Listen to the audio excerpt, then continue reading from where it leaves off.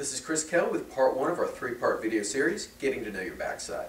Now, one of the ideas discussed in our article is the concept that all of the muscles along the backside of our body are connected by a line of fascia that begins at the feet and spans all the way up to the head. So we're talking about our calves, our hamstrings, what's called our thoracolumbar fascia, our lower back, all the way up to the head are connected by this one line that kind of pulls everything down or up together. So if you find that you're stiff in your upper body, maybe your neck, your lower back, your hips, or your hamstrings, your calves, that might start as low as the feet. And with people with foot cramping, any kind of tendonitis, spasms, Achilles problems, one thing that we find to be very helpful is to just kind of utilize a tennis ball to roll the muscles along that line.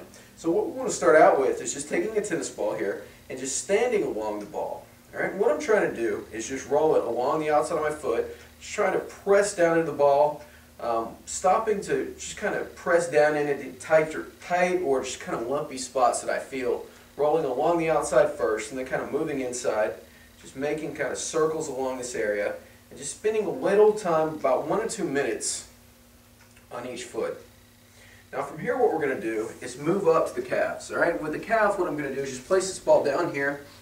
I'm going to take my foot and just roll this along the outer calf. Right? I'm starting from the base of the Achilles tendon here all the way up to the top, and I'm just looking again for any tight or sore spots that you might feel. You'll get it a little bit more here in the calves, a little larger muscle, so we can really kind of feel the pain a little bit more. And I found a spot here, so what I'm going to do is just kind of roll over it, kind of sit here, press into it. I can cross one leg to just kind of press into this spot, let it depress for a minute. Take a couple deep breaths, tell our nervous system to release this muscle, and then just roll along until we find another one. And just work on these individual spots for anywhere from 30 to 60 seconds and move up the chain. Now, the last area that we want to address is what is called our hip abductors, or the rotators of our hips. While these are not directly connected to this line, I find that these areas are oftentimes very painful and kind of knotted up in people that have this issue with kind of this back line here. So what we're going to do is take the ball, okay, and you're going to place it kind of under the butt cheek. What I want to do is just turn my leg out a little bit. I'm rolling more the side of my hip, so like right about here.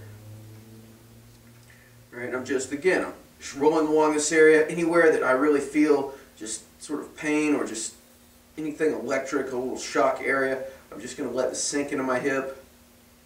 And again, I'm just holding for a minute. Just trying to progressively let this thing sink into my hip and relax. Okay, and again, just spending 1 to 2 minutes on each area per day is a great way to start to release this line and to kind of take out tension everywhere. So you'll feel stiffness release literally from head to toe. Now from here, once we've kind of released this area, the one area that is particularly tight and immobile in women are the ankles. All right, a lack of what is called dorsiflexion, the ability to sit back in the ankle, really impacts the ability for the feet to absorb stress, and then so we get increased torque in things like our low back and our knees. So what we're going to do after we roll is perform one mobilization, and this is what is called a dorsiflexion and ankle mobilization. So what I'm going to do here is I'm just going to set up along a doorway. All right, I'm just going to try to poke my foot or my knee forward here. I'm pressing my knee out over my small toes here. I'm just trying to lean forward, keep my heel in the ground, and press forward. All right, you'll know when you've kind of hit your range of, or you've hit kind of the end of the range of motion when the heel starts to come off the ground. I want you to come right to that point without letting that happen. Come right to that point, you'll feel a kind of a stretch in the front and then the back of the ankle. Press in and press out. And I'm looking for anywhere from 15 to 20 reps. You can press over the small toes here and then move to the inside more of the big toe to kind of get a little bit of, hit all the structures of that ankle. And again, maybe 10 reps in each position. Switch sides. Hit the other side. This can be progressed by moving back a little bit as you gain range of motion and just pushing the knee in. But by performing the rolling first, followed by the ankle mobilization, we're starting to just kind of address the structures and improve mobility in the areas that help to transfer force more efficiently up the chain of muscles in our superficial back line.